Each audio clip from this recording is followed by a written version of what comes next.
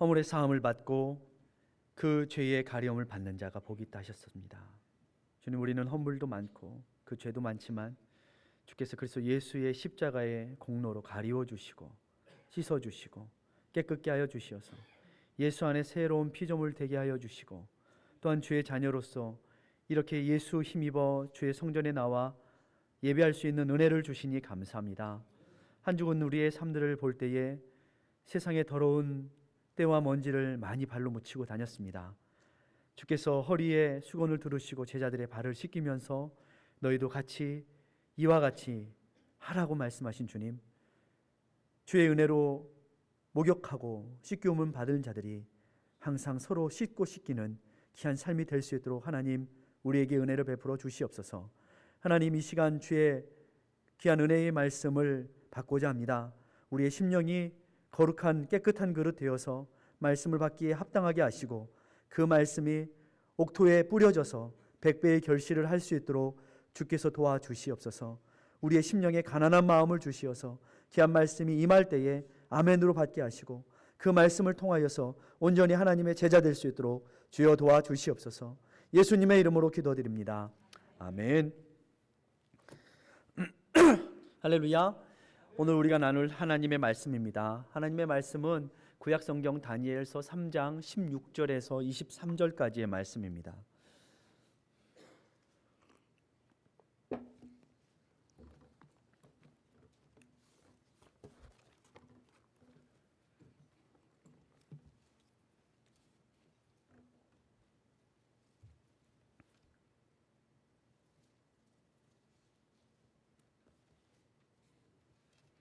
다니엘서 3장 16절에서 23절까지의 말씀을 저와 여러분이 한 목소리로 읽습니다.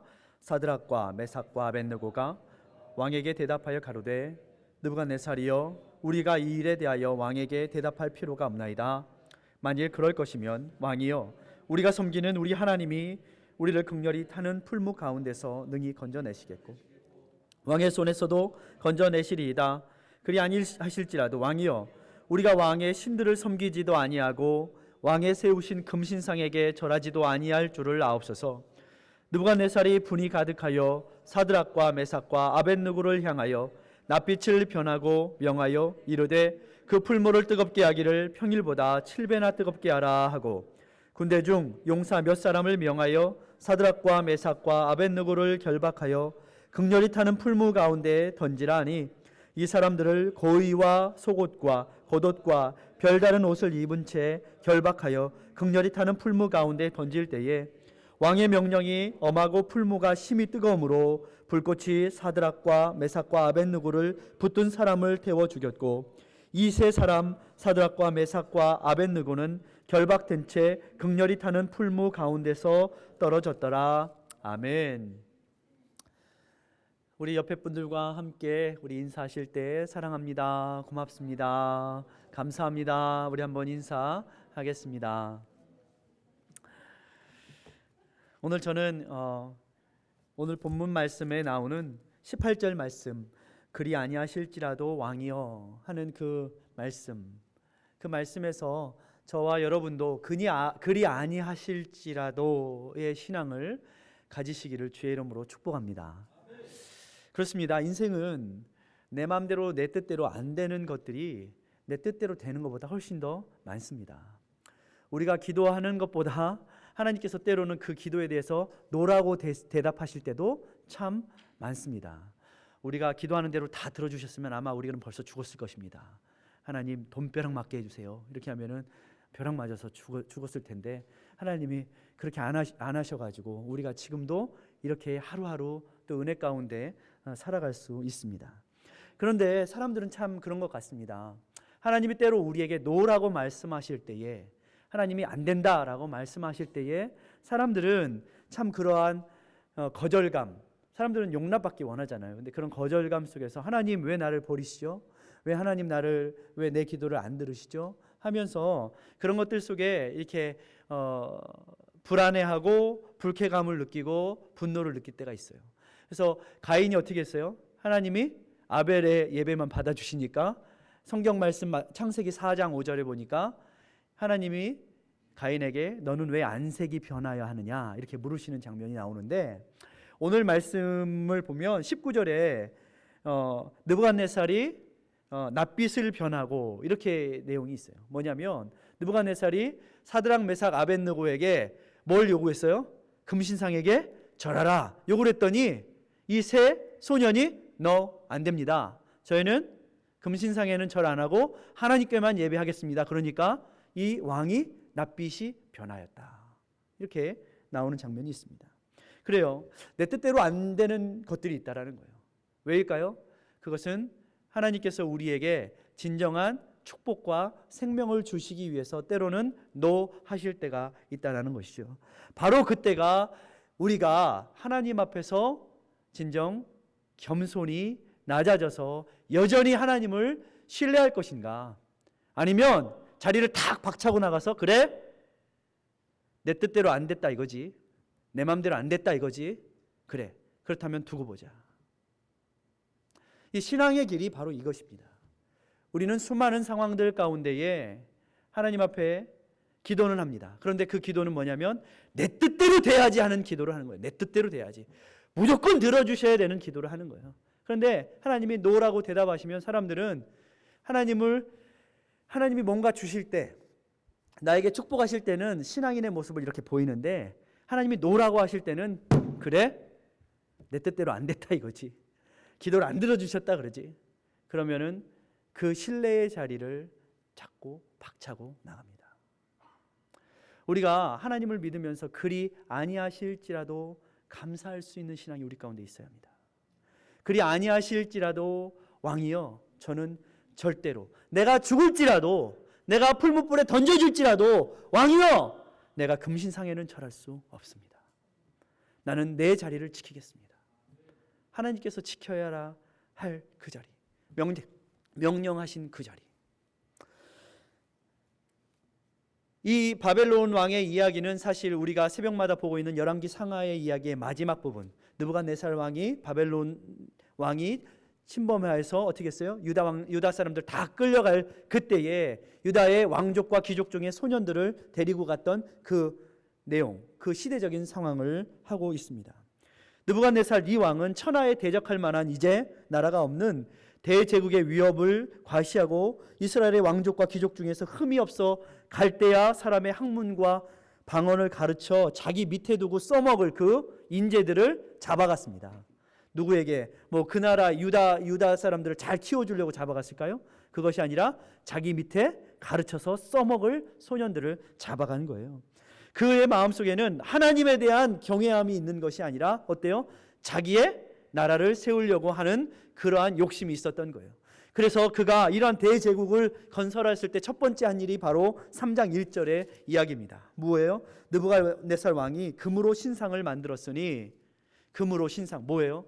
온 나라에서 그 나라의 이 금에는 뭐도 있어요? 하나님의 성전에서 훔쳐온, 가져온, 빼앗아온, 그리고 솔로몬 성전뿐만이 아니라 그 이스라엘의 유다의 왕궁에서 빼앗아온 전리품들, 이것을 녹여가지고 금신상을 만들었으니 고는 60규빗이요 광은 6규빗이라.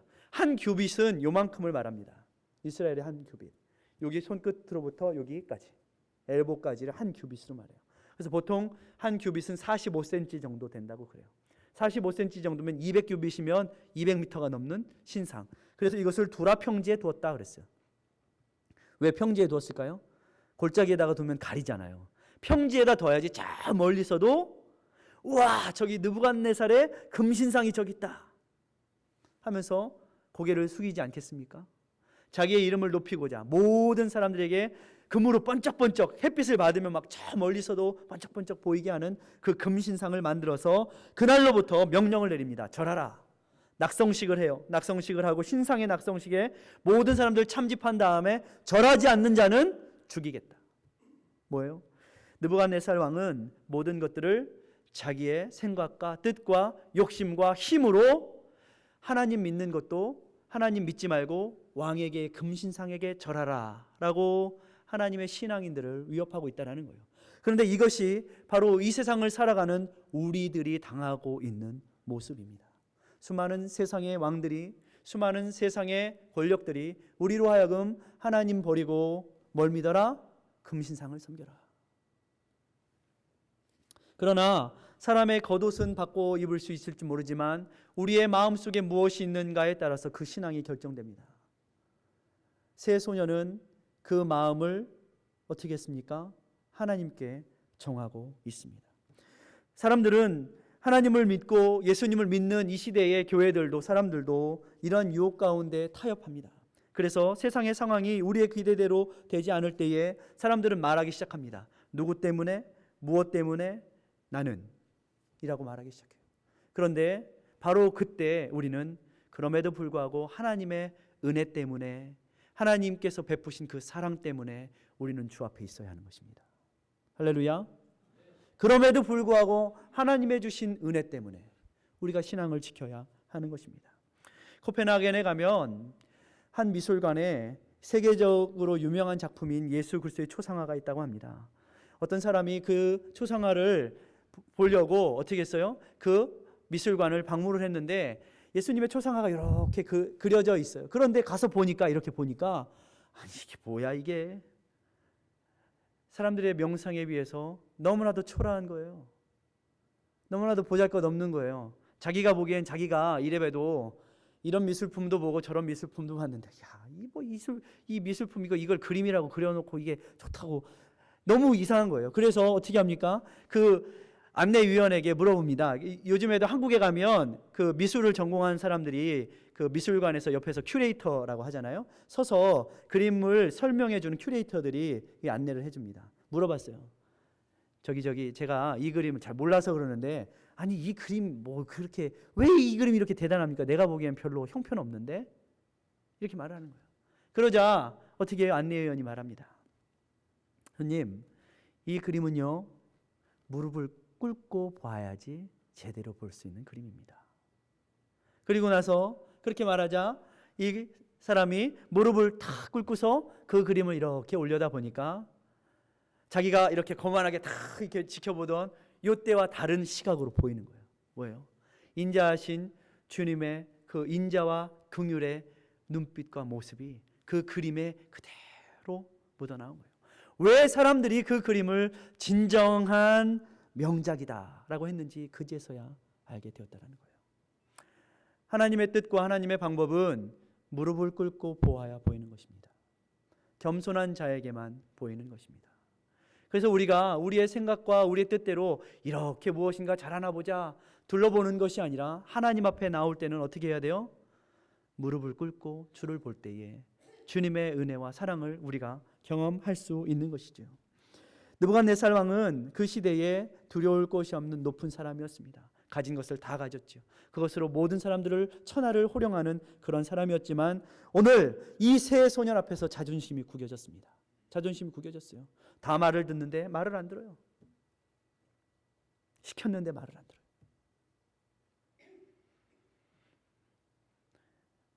위기예요. 누구에게 위기일까요? 사드락, 메삭, 아벳느고에게 위기예요. 그러나 실제로 이것을 다뤄보면 누구에게 위기일까요? 느부갓네살 왕에게 위기예요. 왜요? 하나님을 무시하고 세운 금신상, 그것을 모두에게 절하라, 특별히 이 믿음의 사람들에게 와서 절하라 했어요. 3장 12절에 보니까 갈대아 사람들이 어떻게 말해요? 이 세 사람이 왕을 높이지 아니하며 왕의 신들을 섬기지 아니하며 왕이 세우신 금신상에 절하지 아니합니다 라고 어떻게 했어요? 가가지고 고자질을 했어요. 일러 바쳤어요. 왜 일러 바쳤어요? 8절 말씀에 그때에 어떤 갈대아 사람들이 나와 유다 사람들을 참소하니라 하면서 평소에 어떻게 했어요? 갈대아 사람들이 이 세 소년을 조목하면서 너희들 뭐 실수하나 보자. 내가 걸리기만 걸려봐. 너희들 가서 일러서 죽일 거야. 왜요? 이 세 소년에게는 남들에게 보이지 않는 그 하나님의 임재가 보였던 거예요. 사실 3장을 우리가 보고 있지만 그 전에 어떻게 했어요? 다니엘과 그 세 친구들이 어떻게 했어요? 왕의 진미와 포도주를 먹고 마시지 않겠다고 다짐하였을 때도 하나님께서 그 얼굴빛에 뭘 비었어요? 더 좋은 빛을 보여줬어요. 낯빛이 하나님 앞에 변한 것이 아니라 낯빛이 하나님 앞에 더 좋았어요. 그 안에 평강과 은혜가 있었어요. 그러니까 사람들은 어떻게 했어요? 이 사람들을 어떻게 해요? 어떻게 하면 잡아내려서 죽일까? 살다 보면 이런 일들이 우리 가운데도 있습니다. 예수님 잘 믿으면 고난이 없어져야 되는데 예수님 잘 믿으면 고난이 더 옵니다. 그런데 사탄은요 항상 그래요. 사탄은 항상 우리에게 슈가를 줍니다. 슈가 뭐예요? 설탕, 단 것. 그런데 진정한 신앙은 고난의 때에 진정한 신앙을 볼 수가 있는 거예요. 이 시대의 병은 슈가병입니다. 슈가병. 이 시대의 병. 수많은 사람들이 너무 입에 단 것, 귀에 단 것, 마음에 단 것만 찾다가 정말로 하나님께서 주시는 쓴 약을 먹을 수가 없어요. 그런데요, 과학자들이 발견하는 게 뭐냐면 사람이 설탕을 너무 많이 먹으면 어떻게 되는지 여러분 아시죠? 우리 몸속 안에 있는 백혈구가 흐물흐물해가지고 병균이 들어와도 백혈구가 잡아먹질 않아요. 왜요? 백혈구들이요 설탕을 먹고 야 좋은 시대다 하고서 노는 거예요. 놀아요. 긴장을 안 해. 백혈구들이 긴장을 안 해서 어떻게 하냐면 슈가를 너무 많이 먹으면 병균을 잡아먹을 생각을 안 해요. 진정한 사명을 잃고 사는 이 슈가병이 어디에도 있냐면 교회에도 있다는 거예요. 이 세대가 하나님의 영광을 위해서 고난을 받으려고 하지 않나요? 교회도 마찬가지예요. 교회도 내 귀에 듣기 좋은 것, 내 마음에 듣기 좋은 것, 그런 것만 듣고 보려고 하는 슈가병에 걸려 있어요. 그래서 어떻게 해요? 이 세 소년, 여러분 같으면 이런 상황에 어떻게 하겠어요? 너 하나님 잘 섬길래 아니면 금신상 섬길래? 이럴 때 어떻게 하겠어요? 주위를 다 1번 주위를 잘 둘러본다. 아무도 없으면 얼른 절한다. 이런 일들이 있습니다. 눈 딱 한 번 감고 고개를 숙이면 그만인데 그러면 그곳에서 뭐 보장받아요? 높은 지위도 보장받고 먹고 사는 것도 다 해결될 거이고 괜히 힘들고 어려운 길 자처할 필요가 없잖아요. 주위를 돌아봐야죠. 아무도 없을 때. 아 형님 잘못했습니다. 그런데 그렇지 않았어요. 이 시험은 누구의 시험입니까? 예수님이 40일을 줄이시고 광야에서 사탄이 와가지고 배고픈 줄이신 예수님께 어떻게 했어요? 돌로 떡을 만들어라. 뛰어내려라. 어떻게 다치지 않게 해줄게. 나한테 꼬박 절만해. 내가 세상의 명예를 천하만국의 명예를 다 줄게. 예수님이 받으신 이 시험과 고난은 오늘 우리가 대면하고 있는 시험이기도 합니다. 우리는 세상 속에서 수없이 타협하고 편하게 뭘 그렇게 대충 타협하면서 살아가라고 늘 위협을 받고 지냅니다. 그러나 여러분은 바로 이때 어떻게 해야 합니까? 믿음을 지켜야 하는 것입니다. 할렐루야. 바로 이때가 믿음을 지킬 때예요. 바로 이때가 하나님 앞에 마음을 지킬 때예요. 내가 세상 명예, 세상의 세상의 지위, 밥을 굶어도 바꿀 수 없는 것이다. 그것은 뭐예요? 하나님을 향한 신앙. 성경은 에서와 같이 팥죽 한 그릇에 장자의 명분을 팔아버린 망령된 자가 있었다라고 기록하고 있습니다. 이 시대의 사람들은 쉬운 지름길을 찾습니다. 그러나 인생에는 지름길이 없습니다. 역사를 보더라도 하나님께서 진정한 부흥은 고난, 회개, 자기의 죄를 고백함을 통하여서 부흥을 주셨습니다. 자기의 죄를 고백하는 것, 회개하는 것 고통스러운 일입니다. 어려운 일입니다. 그러나 반드시 그것이 필요합니다. 그렇지 않으면 부흥은 없습니다. 우리에게 주어진 십자가, 고난, 고통을 감내되지 않고서는 신앙의 성장과 성숙은 없는 것입니다. 역사가 그러하듯이 우리의 모두의 역사 가운데, 성도의 역사 가운데서도 피 흘림이 없으면 사함이 없는 것입니다. 할렐루야.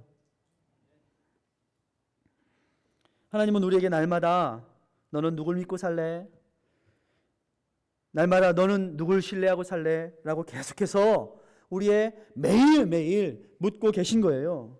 결국 우리의 삶은 누구를 신뢰하는가에 따라서 신앙의 양상이 결정되어 있습니다. 달라스 윌라드라는 사람은 하나님의 모략이라는 책의 첫 장을 이렇게 기록하고 있습니다. 그는 첫 장에 이 C.S. 루이스의 스크루테이프의 편지라는 책을 인용하면서 사탄이 이 시대 가운데 가장 통탄해하며 두려워할 때가 언제이냐? 그것은 바로 성도가 왜 그런지, 하나님이 왜 그런지 나에게 고난도 주시고 어려움도 주시고 노라고 대답하실 그때에도 불구하고, 앞날이 보이지 않는데도 불구하고 여전히 왜 그러시세요 하나님? 그러면서도 여전히 그 길을, 신앙의 길을 떠나지 않고 믿음의 길을 달려갈 때, 그때가 사단이 가장 두려워하는 때다. 이렇게 글을 쓰고 있어요. 포기하지 않는 것. 우리가 무릎을 꿇고 보면 하나님이 보이기 시작합니다. 무릎을 꿇고 보면 이 세대의 모든 것들이 느부갓네살 왕의 손아귀에 쥐어져 있는 것 같지만, 실제로는 무릎을 꿇고 보면 그 모든 인류의 역사를 주관하고 계신 하나님의 손이 보이기 시작하는 거예요. 이 시대에, 이 장기판 같은 이 시대에 쫄도 있고 차도 있고 마도 있고 왕들도 있고, 그래서 시드기야가 어떻게 했어요? 자기가 왕인 줄 알고 까불다가 눈이 뽑혀서 가지 않습니까? 예? 세상에 눈깔 사탕에 눈이 멀어가지고 그거 챙기려고 여기 가서 저기 가서 하다가 눈이 뽑혀서 끌려가지 않습니까? 그런데 무릎을 꿇고 예수 그리스도를 보면 그 뒤에 역사하시는 하나님의 손길, 하나님이 뭐도 움직이세요? 왕도 움직이시고 차도 움직이시고 말도 움직이시고 다 움직이시는 하나님의 손길이 보이기 시작한다는 거예요. 저는 이 말씀을 보며 이 느부갓네살 왕, 바벨론 왕, 이 시대에 뒤에 계신 하나님의 손길을 봅니다. 그 손길은 바로 믿음의 사람들을 통해서 더 확연하게 드러나고 있습니다. 하나님의 영광은 그런 믿음의 사람들을 통하여서 드러나는 거예요. 감추어져 있던 이 비밀, 감추어져 있던 이 보화, 모든 사람들이 다 어둠에 감추려고 하는 이 모든 것들이 이 목숨을 건 새 청년들을 통해서 만방에 하나님의 이름이 드러나고 있는 거예요. 세상과 타협하지 않겠다. 금신상에 절하지 않겠다. 세상에 먹을 것과 입을 것과 마실 것에, 그리고 세상의 지위에 내가 무릎 꿇지 않겠다. 우리의 마음의 중심이 누구를 신뢰하는가, 누구를 의지하는가가 바로 신앙입니다. 신뢰와 믿음에 대하여서 C.S. 루이스는 계속해서 말하고 있어요. 그는 믿음과 신뢰가 빛을 발하고 이익을 가져다 주는 순간들의 예에 대해서 이렇게 몇 가지 예를 들었어요. 올가미에 걸린 짐승을 풀어주려고 할 때 어떻게 해요? 풀어주려고 할 때 어떻게 했어요? 짐승이 아웅! 몰라요. 주인의 의도를 몰라요. 풀어주려고 하는데 저들은 그 사람을 신뢰하지 않기 때문에 으르렁거려요. 아이의 손가락에 박힌 가시를 빼줄 때 어떻게 해요? 엄마 가시 빼주세요. 이렇게 해요 아이들이요? 싫어. 안 해요. 아이들 아프면 병원 가죠. 병원 가야진 않는데 아이들 병원 간다고 해야 안 해요. 주사 맞는다. 안 간대요.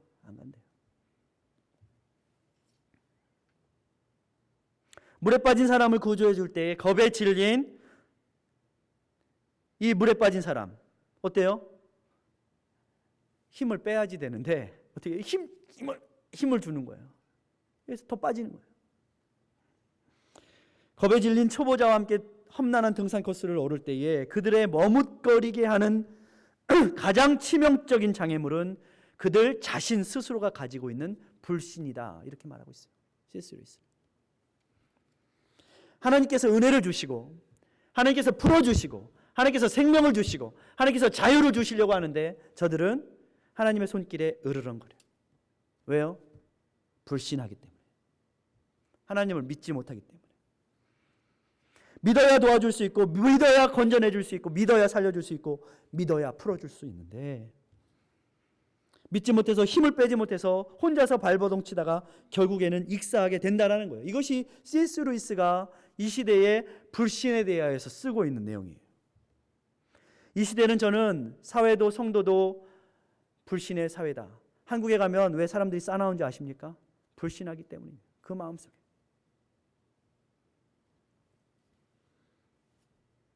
자기중심성. 이거라는 거예요. 자기중심성. 하나님을 믿때에 하나님께서 때로는 노라 하실 때에도 그것에 대해서 받아들일 줄 몰라요. 내 뜻대로 되지 않으면 가서 내가 해결하겠다라는 거예요. 하나님을 못 믿겠다는 거예요. 그런데 사드락, 메삭, 아벳느고는 오늘 분명히 우리에게 메시지를 전하고 있어요. 그것은 하나님에 대한 신뢰함으로 그들은 피하기로 결정했다는 거예요. 그러면서 16절, 오늘 16절 이렇게 말하고 있어요. 사드락과 메삭과 아벳느고가 왕에게 대답하여 가로되 느부갓네살이여, 우리가 이 일에 대하여 왕에게 대답할 필요가 없나이다. 말할 필요가 없나이다. 더 이상 언급하지 마십시오. 더 이상 말하지 마십시오. 말할 필요도 없습니다. 내가 그 신상에 절하지 않을 것입니다. 더 이상 말하지 마십시오. 우리의 인생 가운데에 절대로 타협하지 말아야 할 것이 있습니다. 우리가 밥을 굶고 죽어도 타협하지 말아야 할 것이 있습니다. 그것이 바로 하나님을 섬기는 신앙입니다. 그러면서 그는 말하고 있어요. 만일 그럴 것이면 하라, 하십시오. 그러면 왕이여, 우리가 섬기는 우리 하나님이 나를 건질 것이고 우리 하나님께서 왕의 손에서도 건져내시리라. 그러나 그리 하나님이 아니하실지라도 저는 왕하고는 타협하지 않습니다. 왕의 신들을 섬기지도 않습니다. 그들은 하나님 앞에 그 자기들이 서야 할 자리를 지키고 있는 것입니다. 하나님의 영광을 위해서. 그들이 개인의 영광을 구했다면 벌써 가서 어떻게 했을까요? 타협했을 것입니다. 벌써 가서 머리를 조아리고 자기가 챙길 것을 챙겼을 것입니다. 우리는 이 시대 가운데에 하나님을, 나를 섬기는 메이드, 웨이터, 웨이트리스 정도로 생각을 해요. 하나님을 믿는 신앙이, 하나님의 영광을 위해서 내가 드려지는 삶이 아니라 하나님이 내 것을 도와줘야 되고, 하나님이 나를 보호하셔야 되고, 하나님이 나를 도와주셔야 되고, 하나님이 내 기도는 무조건 들어주셔야 되고, 하나님의 영광이 그래서 사라졌어요. 교회 가운데 하나님의 영광을 구하는 것이 아니라 교회는 서로 자기 욕심과 자기 이익을 구해야 하는 장소가 되었어요. 예수님이 그래서 교회에 오셨어요. 성전에 오셨어요. 너희들이 장사하는 것들 다 쓸어 엎으셨어요. 서로 주고받고 서로 이익이 오가는 모든 것들 다 쓸어 엎으셨어요. 나의 성전은 만민이 기도하는 곳이다. 저에게 좋은 선물들을 주시는 분들이 많이 있지만 특별히 저는 선물을 중에서 좋은 책을 선물해 주시는 분, 또는 좋은 책을 소개해 주시는 분이 참 저는 고맙습니다. 얼마 전에도 한 목사님이 읽어보라고 권해준 책이 있습니다. 그 제목이 뭐냐면 밥쇼 그린 제럴드 라빈슨이라는 사람이 쓴 강아지 성도 고양이 신자, 이런 제목이에요. 강아지 성도 고양이 신자. 재밌지 않습니까? 제목부터. 그래서 열심히 읽어보고 있습니다. 반 조금 넘게 읽었는데 그 책의 소제목에는 이런 제목이 있습니다. 소제목에는 주인 대신 하나님과 올바른 관계 세우기. 이게 소제목이에요. 오늘날 교회 안에 있는 예수 믿는 사람들을 강아지와 고양이의 특성을 따라서 이 저자가 비유를 하고 있어요. 강아지는요, 특성상 주인이 누군지 분명히 안다고 합니다. 그래서 주인이 오면 어떻게 해요? 주인에게 막 달려가서 꼬리를 치고 엉기고 혀를 핥고 어떻게 해요? 또 이뻐해 달라고 뒹굴고 쓰다듬어 달라고 자꾸 주인과 한다고 그러는 거예요. 근데 고양이는요, 어때요? 밥 줄 때 빼고는 고양이는 주인이 오거나 말거나 슉 간다는 거예요. 이게 고양이의 특징이라는 거예요. 왜냐하면 강아지는 주인이 누군지 분명히 알아서 주인과의 관계 속에서 주인에게 이쁨을 받고 주인을 기쁘게 해주려는 삶을 살지만, 고양이는 자기에게 밥 줄 때, 필요할 때만, 그리고 주인이 자기 종인 줄 안다는 거예요. 그래서 주인은 나를 지켜주고 보호해주고 밥 줘야 되는 사람이라고 생각한다는 거예요. 근데 왜 이렇게 말했을까요? 이 저자가 오늘날의 교회를 다니는 수많은 사람들 중에 우리의 모습이 이런 것과 비슷한 모습들이 많이 있다는 거예요. 우리는 내 뜻대로 되면 하나님을 믿겠다고 해요. 그런데 내 마음대로 안 되면요, 어떻게 해요? 난 몰라 합니다. 고양이 신자들의 특징이에요. 세상이 자기 중심으로 돌아가야 직성이 풀린다는 거예요. 하나님의 주권, 하나님의 뜻보다는 내가 밥 먹을 때 주인은 필요한 존재야. 내 필요할 때만, 나한테 밥 줄 때만 필요한 존재야. 근데 강아지는 어때요? 주인이 오면 얼른 가서, 집도 지키지만 얼른 가서 주인에게 달려들어서 이쁨을 받으려고 해요. 갈망함이 있는 거예요. 이 시대가 하나님의 영광에는 관심이 없고 자기의 행복, 자기의 욕구를 채우기 위해서 교회 다니는 사람들 때문에 이 시대에 교회 가면 하나님의 영광은 온데간데 없고 뭐예요? 서로 자기 이익을 위한 이야기들만 있다라는 거예요. 자신이 이 고양이 신자들이 생각하는 구원의 특징, 나는 이래서 구원받았어 라고 고양이 신자들은 생각을 하는데 이렇게 말한다는 거예요. 내가 왕년에 이랬는데, 내가 왕년에 이렇게 은혜 받았는데, 내가 왕년에 이렇게 기도했는데, 내가 왕년에 이렇게 뜨겁게 기도했는데, 왕년에 내가 이렇게 했었는데 라고 이런 업적을 통해서 그것을 자기가 구원받았다라는 근거로 고양이 신자들은 찾지만, 반대로 강아지 성도들은 자신이 하나님을 지금 바로 이곳에서 얼마나 즐거워하는지 주님께로 뛰어가서 이뻐해달라고, 또 주인을 기쁘게 해달라고 구르기도 하고 이쁨을 피기도 하고 이러는 모습이 있다라는 거예요. 자신의 삶 가운데 더 많이 그분을 원하고 바라고 있으며 자신의 지금의 삶 가운데 하나님을 더 이름을 높이고 빛나게 하기 위해서 살아가는 삶이 강아지 성도들에게 있다라는 거예요. 그래서 강아지 성도들은 어때요? 날마다 주인을 어떻게 하면 기쁘게 해드릴까에 대해서 관심을 갖는다는 거예요. 주님을 갈망하는 삶. 우리의 삶 가운데 여러분은 그런 모습이 있습니까? 여러분은 주인을 기쁘시게 해드리기 위해서 어떻게 하면 한 영혼이라도 구원할까? 어떻게 하면 전도할까? 관심이 있으십니까?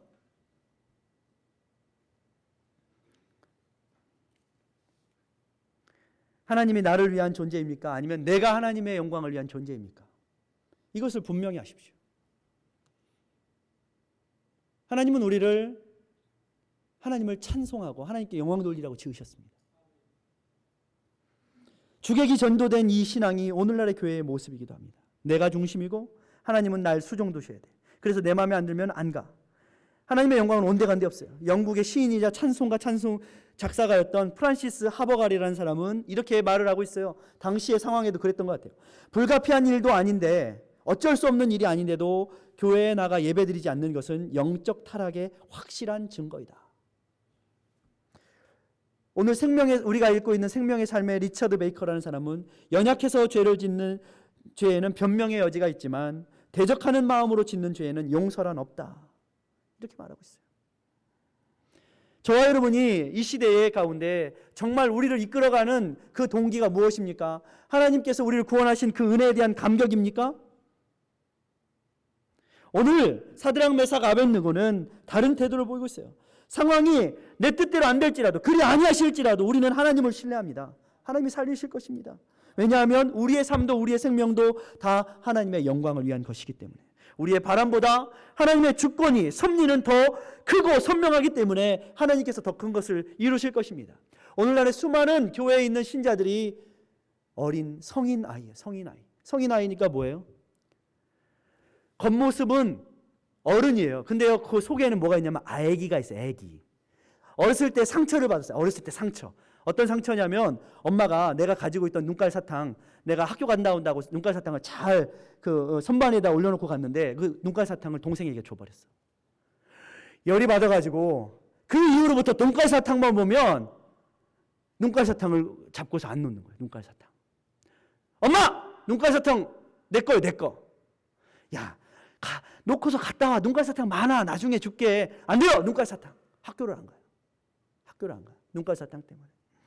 수많은 사람들이 그 과거의 상처 때문에 눈깔 사탕, 내 거를 누가 뺏어갈까 봐 눈깔 사탕 때문에 신앙이 자라질 않아요. 어른이 되어서도 겉으로는 어른인데 그 안에는 아기가 있어요. 아기가. 그 상처받은 아기. 그래서 우리는 예수 안에 풀려야 되는 거예요. 예수 안에 자유해야 되는 거예요. 자기 중심의 삶, 내가 원하는 대로가 아니라 하나님께서 원하시는 대로 살아가는 그러한 시각의 변화. 어떻게 해야 돼요? 이렇게 서서 바라보면 예수님의 초상화는 초라한 것일 뿐이에요. 보잘것없는 것일 뿐이에요. 우리 교회도 이렇게 내가 바라보면 흠잡을 것 뿐이고요. 부족한 것 뿐이에요. 그러나 우리가 주님 앞에 무릎을 꿇으면 주님의 은혜와 긍휼이 보이기 시작해요. 사람은 그때부터 은혜 받기 시작하는 거예요. 저는요, 하나님 앞에 하나님이 때로는 노라 하실 때에 어떻게 하면 우리는 충성과 순종을 유지할 수 있을까? 이러한 관계, 하나님과의 올바른 관계 어떻게 세울 수 있을까에 대해서 생각을 깊이 고민하고 있습니다. 그러면서 제가 한 가지 깨달은 것이 있어요. 그것은 이 신뢰의 관계는 저는 저와 아버지와의 관계와 같다라는 생각이 들어요. 물론 위로는 하나님 아버지와의 관계지만 가까이는 우리 육신의 아버지와의 관계. 저는 아버지에 대한 신뢰가 되게 컸습니다. 저는 어렸을 적에 여러분 어떠셨어요? 우리 아버지는 못하는 게 없고 우리 아버지는 제일 힘이 세고 우리 아버지는 대단한 분이고 항상 의지할 대상이었어요. 아버지는. 그런데 커가면서 그게 아닌 거예요. 커가면서 금방 아버지의 연약한 모습과 한계가 보이기 시작하는 거예요. 아버지는 내가 그렇게 대단히 의지할 만한 대상도 아니고 아버지는 대단히 내가 그렇게 신뢰할 만한 그리고 다 모든 것을 우리 아버지가 해줄 것이다라고 기대할 만한 아버지가 아닌 거예요. 우리 아버지는 너무 부족한 거예요. 하는 것마다 실수하고 실패하고 그럼 아버지의 모습이 보인 거예요. 그런데 저는 그 안에서 새로운 관계를 발견했어요. 뭐냐면 제가 깨닫게 된 것은 우리 아버지는 신이 아니구나. 이걸 깨달았어요. 우리 아버지는 완전하지도 않은 사람이구나. 우리 아버지는 능력이 대단한 분도 아니구나. 우리 아버지는 그냥 보통 아버지구나. 아니 어쩌면 우리 아버지는 보통 아버지들보다 더 못한 아버지일지도 몰라. 그런데 저는 그러한 가운데서 아버지에 대한 신뢰하는 법을 배웠어요. 그럼에도 불구하고 저는 아버지가 완전하지도 완벽하지 않는데도 불구하고 우리 아버지가 우리 자녀들을 우리 가정을 지키기 위해서 최선을 다하는 아버지의 모습을 또 그 등 뒤에서 봤어요. 그렇기 때문에 저는 아버지가 실수투성이고 아버지는 한계가 있는 하나님 아버지와는 전혀 차원이 다른 아버지이지만 그 가운데 나는 아버지를 신뢰하는 법을 배웠어요. 우리 아버지가 나를 위해서 어찌됐건 실수투성이고 완전하지도 않고 능력도 없고 많이 배우지도 않고 세상에서 잘 나가지도 않고 한데도 불구하고 우리 아버지는 나를 위해 일하셨구나. 이게 신뢰의 관계였다는 거예요. 그래서 실패도 했고 실망스럽기도 했어요. 그러나 그러한 한계, 아버지 한계를 통해서 저는 아버지와의 진정한 우정의 관계를 배우기 시작했어요. 그때부터. 그래서 실패의 순간, 실수의 순간 아버지는 저에게 우리 아버지가 저는요 지금도 우리 아버지가 저한테 대단한 아버지인 것처럼 거드름 피우는 아버지가 아니라서 좋아요. 저는 솔직한 아버지가 좋아요. 저는 연약한 모습 있는 모습 그대로 보여주는 아버지가 전 좋아요. 그 안에 진정한 우정이 있고 진정한 사랑이 있어요. 진정한 신뢰가 있어요. 아버지 실수할 거 뻔히 알아요. 아버지 부족한 거 뻔히 알아요. 그러나 아버지가 사랑한다면 믿어요 안 믿어요? 믿어요. 그게 진심이기 때문에 저는 알아요. 마빈 로케이어라는 사람은 왜 유대인인가라는 책에서 한 가정에서 아이가 실수했을 때에 아버지는 아이에게 실수했어? 야 괜찮아 축하한다. 네가 첫 번째 실수를 해봤구나. 그러면서 이렇게 말한다는 거예요. 유대인들은 아이가 실수할 때 아버지로서 자기는 실수 없는 아버지인 것처럼 이놈 새끼 그런 것도 못해? 이렇게 하지 않는다는 거예요. 오히려 그 가정에서 야 너가 실패를 통하여서 야 그렇게 사람은 이런 존재란다. 너가 이제 드디어 배울 수 있는 자세가 되었다. 가르친다는 거예요. 그래서 존 드레셔라는 사람이 초등학교 때부터 배우는 이 존 드레셔가 교육학자 아닙니까? 기독교 교육학자. 그는 모든 자녀들의 삶의 태도는 가정에서부터 배운다라는 거예요. 실수를 대하는 방법, 아버지 어머니가 자녀들이 실수했을 때 어떻게 대하는가가 아이들의 태도를 배운다는 거예요. 아버지 어머니가 실수할 때 맨날 혼나면요 아이들은요 늘 나가서 바리새인처럼 삽니다. 완전해지려고, 완벽해지려고. 겉으로는 모범생인데요 그 안에는 울고 있는 아이가 있어요. 잘하지 않은 아이, 상처받은 그 아이. 그래서 경직되어 있어요. 사람이 유연하지 못해요. 그런 아이가 울고 있는 거예요. 그런데 실수가 용납된 가정에서 하면 때로는 내 실수해요. 부족하죠. 그러나 그 실수를 통해서 내가 배우고 또 그것 때문에 오히려 사람들 사이에 너도 부족하고 나도 부족하니 하면서 하는 여백이 생긴다는 거예요. 살만한 여백이 우리들 가운데. 우리가 하나님이 아니라는 것을 깨닫는다는 거예요. 저는 그래서 하나님 앞에서 일평생 동안 힘이 빠진 아버지를 봅니다. 힘이 빠진 아버지. 우리 아버지 힘 빠진 아버지. 그런데요, 저는요, 힘 빠진 아버지, 지금의 아버지가 훨씬 더 좋아요. 젊었을 때 막 자신만만했던 그 아버지, 거드름 피우고 그렇게 하던 그 아버지보다는 힘 빠진 아버지가 훨씬 더 좋아요. 그 안에서 우정을 배우는 거예요. 그 안에서 관계를 배우고. 그러나 하나님은 완전하신 분이세요. 우리 인간의 육신의 아버지와 다르게. D.L. 무디는 하나님은 자기 자신으로 가득 차 있는 사람들 외에는 아무도 빈손으로 돌려보내시지 않으신다 그랬어요. 겸손한 사람은요, 누구든지 하나님 앞에 나와 은혜를 받는다는 거예요. 겸손한 사람은, 빈손으로 나온 사람은 한 사람도 은혜 받지 않고 돌아갈 사람이 없다라는 거예요. 교만한 사람만이 빈손으로 돌아가게 되어 있다는 거예요. 보십시오. 하나님께서 보내신 광야, 아무것도 없는 것 같죠? 그러나 그 광야를 겸손의 마음으로 가면 그곳에 뭐도 있어요? 만나도 있어요. 생수도 있어요. 메추라기도 있어요. 여러분, 구름기둥과 불기둥이 여러분 보호하시는 거 보셨어요? 그런 경험 있으신 분.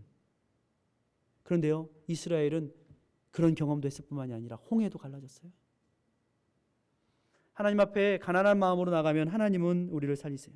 그래서 무디는 이렇게 말하고 있어요. 하나님이 자정하시는 두 개의 보좌가 있다.